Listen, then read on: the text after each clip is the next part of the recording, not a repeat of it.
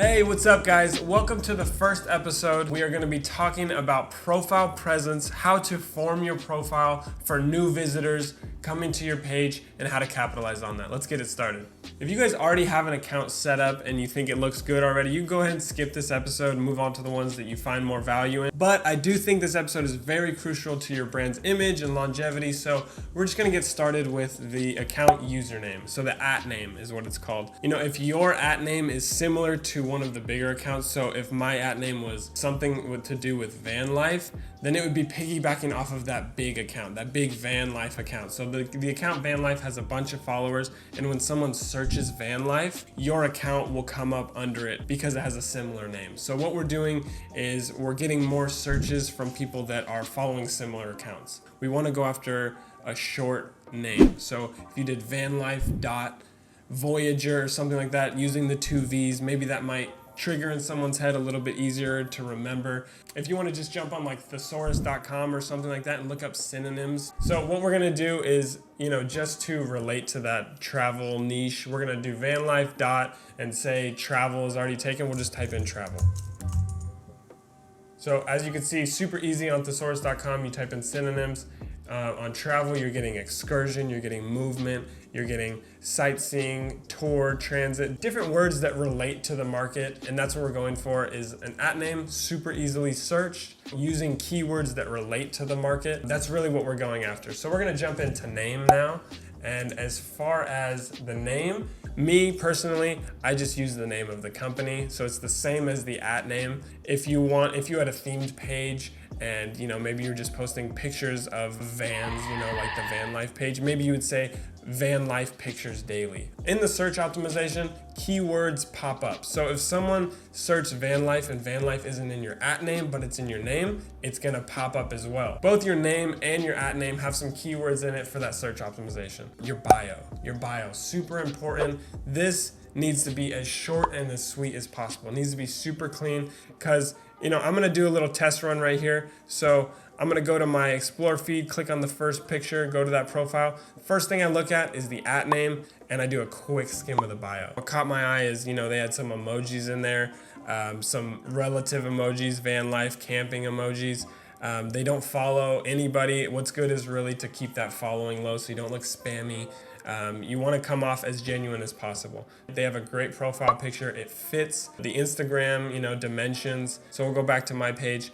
And as you can see in my page, the first line, I just listed exactly what we are, digital marketing agency, and right under it listed what we do, and I put it in bullet points. I separated them, so I didn't put we do Instagram ads, we do Facebook ads. All I did was put IG, Facebook ads, websites. So it's super short. It's telling people what we do. Add an emoji in there that's going to catch their eye. The emojis make it a little bit more fun. We don't want to put a big paragraph because no one's going to read it. They're going to move on to your feed as soon as they see that bio and the @name and your profile picture. The next thing is the profile picture.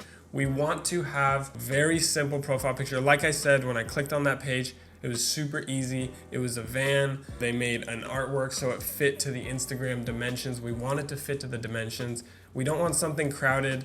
If it's a picture of yourself, we want it to be a headshot. We don't want it to be a far shot of you. Pictures where it's too crowded drives less engagement because people don't know what it is. We want something to stand out, good amount of color.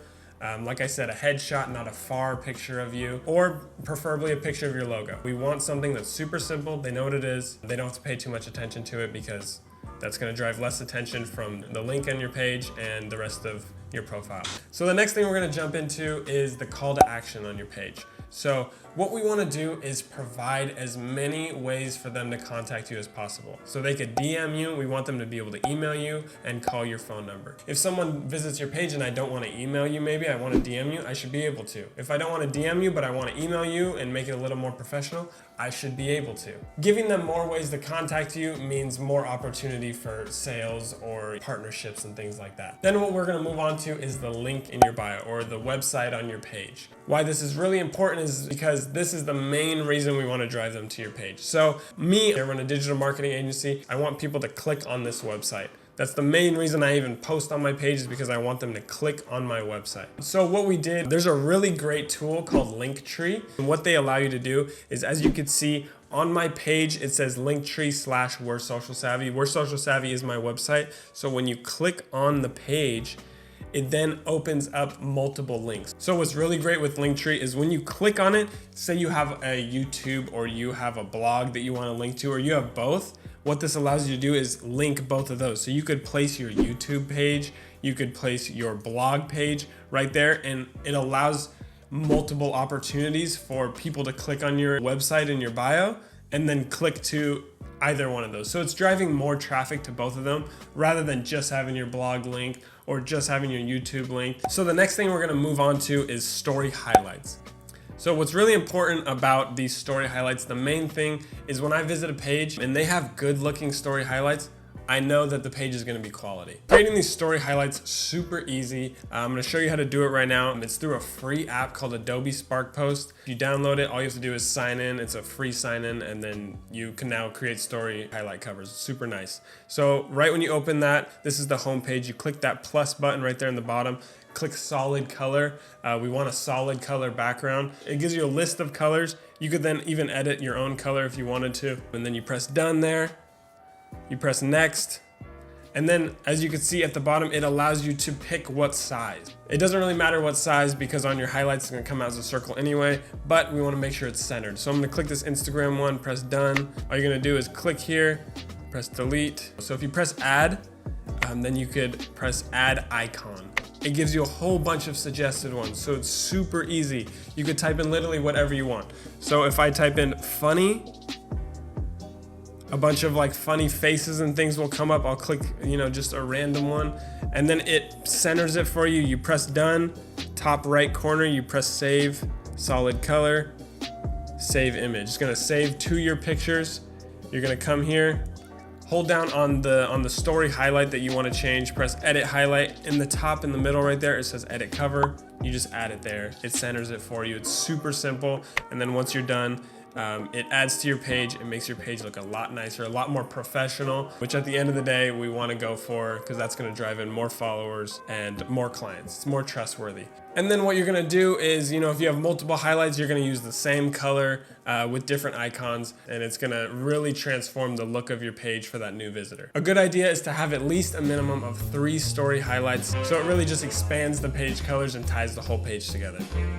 Oh hey, you just finished episode 1. Congrats. This is what we call the recappuccino. I make myself a cup of joe and I break down what we learned.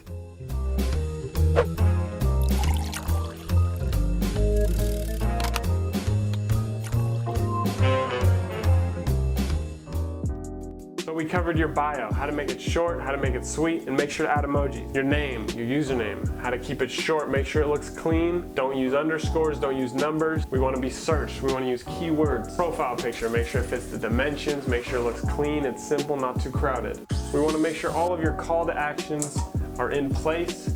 We want them to be able to contact you in every form, email, phone, DM. Make sure you have a link in your bio. If you have multiple links, use that link tree or that link in bio. Cappuccino's in the works. That's the recappuccino. Thank you guys for being here. That's all you guys need to know for profile presence. Next episode, we're gonna be talking about how to post, what kind of content to post, and where to get it from. We'll see you guys there.